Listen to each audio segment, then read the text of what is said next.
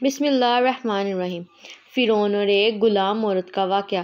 آج سے تقریباً 3000 سال قبل مصر پر ایک ظالم بادشاہ فرعون کی حکومت تھی۔ اس نے خدائی کا دعویٰ بھی کر رکھا تھا۔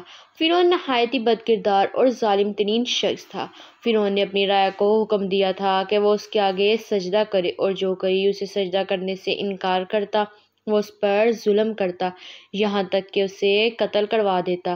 اس زمانے میں اللہ تعالیٰ نے اپنے سچے پیغمبر حضرت موسیٰ علیہ السلام کو مبعوث کیا، جنہوں نے بنی اسرائیل کو اللہ کی طرف دعوت دی اور انہیں جھوٹے خدا کی عبادت کرنے سے باز آنے کی ہدایت کی۔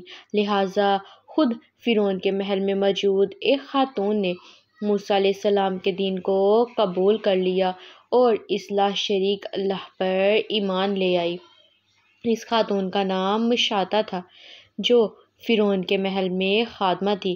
فرعون نے اسے اپنی بیٹی کے خدمت اور کام کاج کرنے پر مامور کیا تھا۔ ایک دن خادمہ فرعون کی بیٹی کے بالوں میں کنگھی کر رہی تھی۔ کنگھی کرتے ہوئے اس کے ہاتھوں سے کنگھی گر پڑی۔ وہ اٹھانے لگی تو اس کی زبان سے بے ساختہ بسم اللہ نکل گیا۔ اس پر شہزادی نے کہا کہ تو نے آج عجیب کلمہ بولا، رب تو میرا باپ فرعون ہی ہے، پھر تم نے یہ کس کا نام لیا ہے؟ اس نے جواب دیا، فرعون رب نہیں ہے، رب وہ اللہ ہے جو مجھے اور تجھے اور فرعون کو روزی دیتا ہے۔ شہزادی نے کہا، اچھا تو کیا تو میرے باپ کے سوا کسی اور کو اپنا رب مانتی ہے؟ اس نے جواب دیا، ہاں، میرا، تیرا اور تیرے باپ سب کا رب اللہ ہی ہے۔ شہزادی نے اس بات کی اطلاع اپنے باپ کو دے دی۔ وہ نہایت ہی غضبناک ہوا۔ اس نے اس باندی کو اپنے دربار میں بلایا۔ جب وہ حاضر ہوئی تو فرعون نے پوچھا، کیا تو نے میرے سوا کسی اور کو اپنا رب مان لیا ہے؟ خادمہ نے صاف کہہ دیا کہ میں تمہیں خدا نہیں مان سکتی، میرا اور تیرا رب اللہ ہی ہے۔ جواب سن کر فرعون حیرت زدہ ہو گیا۔ اسے اتنی استقامت اور جرأت بھرے جواب کی امید نہ تھی۔ فرعون نے اس عورت کو ایسی عبرتناک سزا دینی چاہی کہ اس طرح کی جرأت دوبارہ کسی شخص کا نہ ہو۔ اسے پتہ تھا کہ یہ عورت اپنے بچوں سے بے پناہ محبت رکھتی ہے، لہٰذا فرعون نے خادمہ کے بچوں کو اس دربار میں لانے کا حکم دیا۔ پھر فرعون نے سپاہیوں کو حکم دیا کہ ایک بڑی دیگ میں تیل کھولایا جائے۔ جب یہ دیگ خوب تپ گئی تو فرعون نے حکم دیا کہ اس عورت کے تمام بچوں کو ایک ایک کر کے اس کھولتے ہوئے تیل میں ڈال دیا جائے۔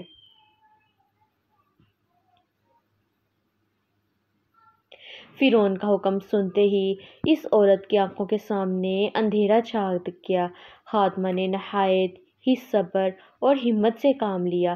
سپاہیوں نے اس خادمہ کے ایک بچے کو پکڑا اور اسے گھسیٹتے ہوئے لے جانے لگے۔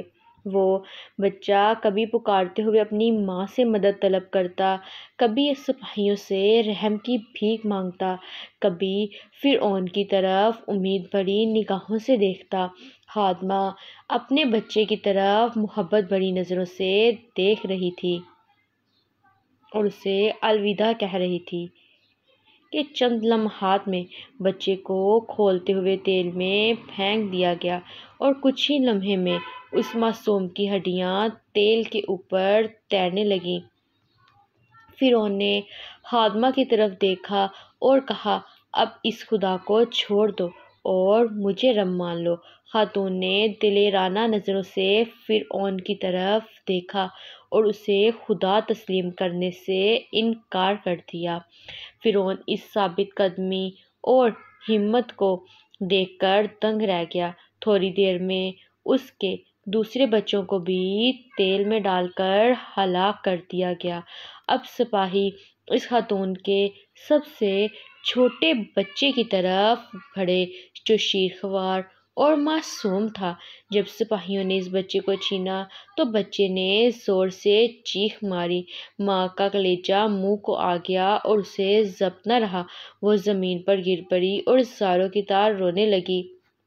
وہ عظمت والا لاشریک خدا اس عورت پر گزرنے والی قیامت سے خوب واقف تھا، لہٰذا اللہ کی طرف سے ایک معجزہ ظاہر ہوا اور وہ شیر خوار بچہ جو ابھی بول بھی نہ سکتا تھا، اس کی زبان میں بولنے کی قوت آ گئی۔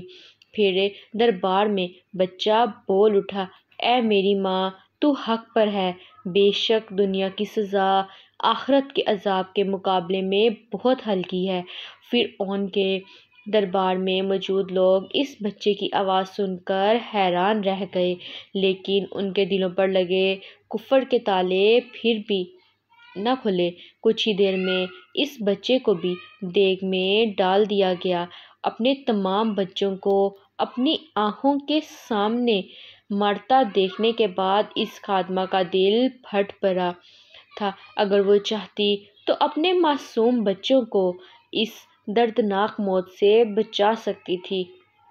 اسے صرف ایک کلمہ کفر پڑھنا تھا، مگر یہ فقط جان بچانے کا ایک بہانہ ہوتا۔ مگر اسے یقین تھا کہ اس کے رب کے پاس اس کے لیے جو کچھ ہے وہ اس ختم ہو جانے والی دنیا سے کہیں زیادہ ہے۔